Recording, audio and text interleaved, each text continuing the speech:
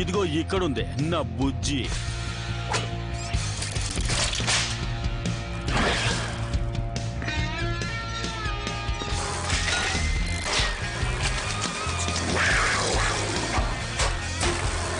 మెరుపులా వెళ్తాను.